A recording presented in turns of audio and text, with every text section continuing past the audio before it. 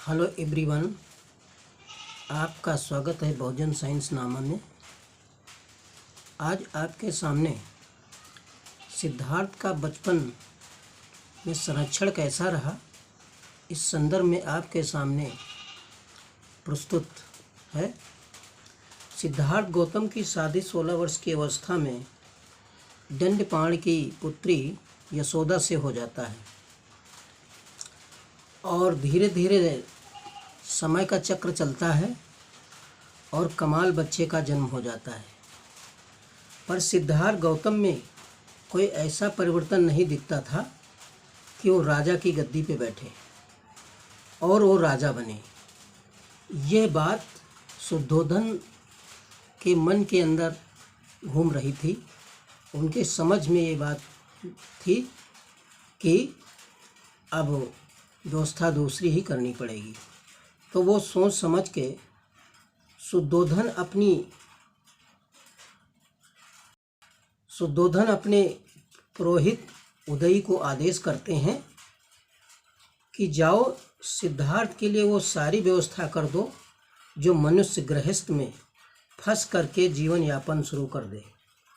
उदयी का आदेश होता है और ऋतु के अनुसार महल बनवाने शुरू हो जाते हैं।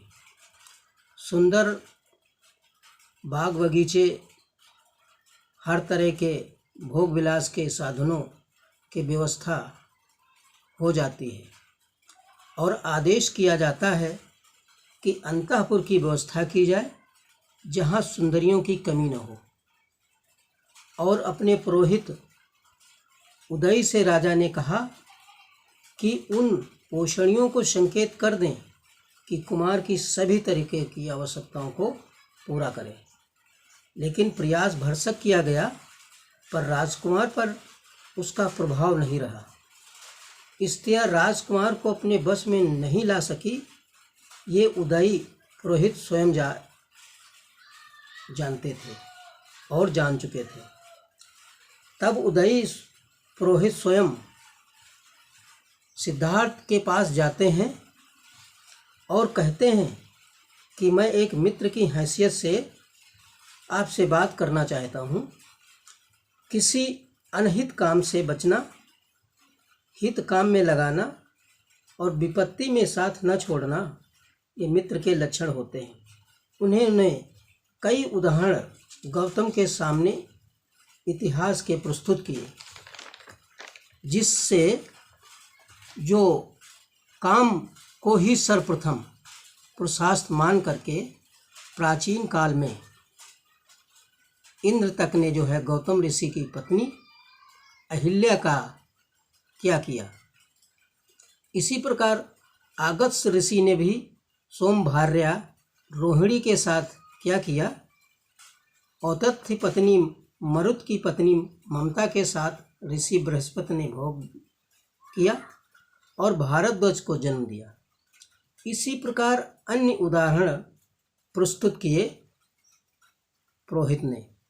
इससे सिद्धार्थ गौतम पे क्या प्रभाव पड़ा और उदयी को क्या उत्तर देते हैं, इस संदर्भ में आने वाले वीडियो में आपके सामने प्रस्तुत किया जाएगा। आप इस वीडियो में जब विचार करेंगे तो ये पाएंगे कि सिद्धार्थ गौतम को वैवाहिक बंधन से बांध करके और भोग विलास, अन्य सुविधाएं, सामाजिक व्यवस्थाओं से बांध करके भी उनके पिता शुद्धोधन को ये समझ में नहीं आता था कि सिद्धार्थ गौतम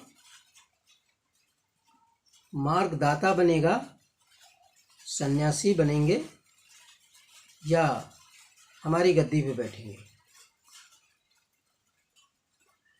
तो आगे जो है सिद्धार्थ गौतम पुरोहित उदयी को क्या जवाब देते हैं, इस संदर्भ में आपके सामने अगला वीडियो प्रस्तुत होगा। यदि आपको इस वीडियो से कुछ सीखने को मिला है तो सब्सक्राइब और बेल आइकन करें और लोगों तक पहुंचाने के लिए शेयर करें। Thanks for watching. जय भीम।